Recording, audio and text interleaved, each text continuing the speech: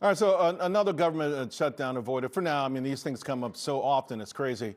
The House, though, has approved and will send this funding bill to President Trump. The question, though, is at what cost and why were Republicans the biggest obstacle? Joining me now, Republican Congresswoman from Florida, Paulina Luna. Congresswoman, thanks so much for joining. When you read a headline, in a government shutdown in sight, as Speaker Johnson overcomes GOP revolt, what's going on with the Republican Party? Well, look, this funding bill was not actually negotiated with members of the House, specifically Republican members. Right. It was negotiated in the Senate, and as you know, the Senate had billions upon billions of dollars in there, and in order to get the Senate support from Democrats, which you wouldn't think that if we controlled the Senate, we would have to go to Democrats for vote, but we do because there are some very, very squishy Republicans. They had to put funding in there specifically for hospitals that are providing surgeries for transgenderism, et cetera. And so there's a lot of stuff in there that, although I voted for the rule, I'm not going to be voting for the actual appropriations bill because, frankly, that's not what my district supports. But again, this is all a part of the negotiation aspect. But I think even bigger topic is really the Senate's response to voter ID.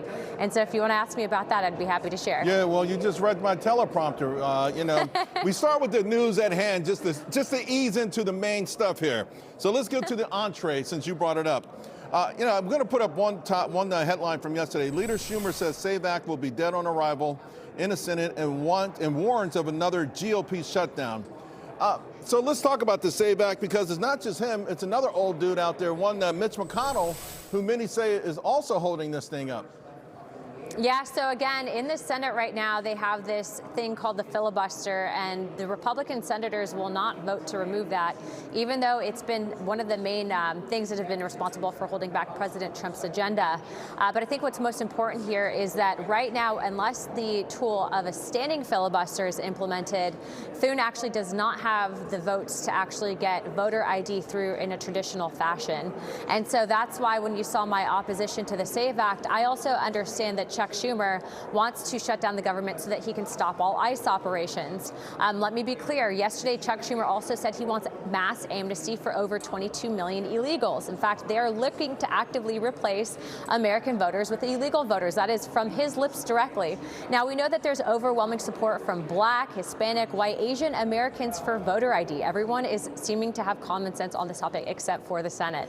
And so that is why there have been talks among the senators to include Leader Thune on something called the standing filibuster that actually has to be initiated in the House via parliamentary procedure. And so we will be voting on something called the Save America Act. That's something that President Trump wants and has championed. The Save America Act will include voter ID, but a number of other things that will secure the home front. And so that'll be coming. I think we'll be talking about it here in the next few weeks. And to your point, 83% of Americans want proof that you have 83% of Americans. This should be a no-brainer. I have to ask you about the congressional stock trading ban. You've done an amazing job pushing this or trying to push this through. I haven't met anyone on either side of the aisle who thinks this is fair. It's nuts. It's crazy. And still, where are we standing? Will a ban ever go into effect? A real ban, not some watered-down version of it. Most certainly. So we actually have the legislation in place. It's ready to go. It's been passed out of committee, and it will come for a floor vote. I actually just met with Representative Stiles on the floor, who's heading out House admin. That vote will come to a head soon, and then obviously there's a companion bill in the Senate, and the president's also supporting it.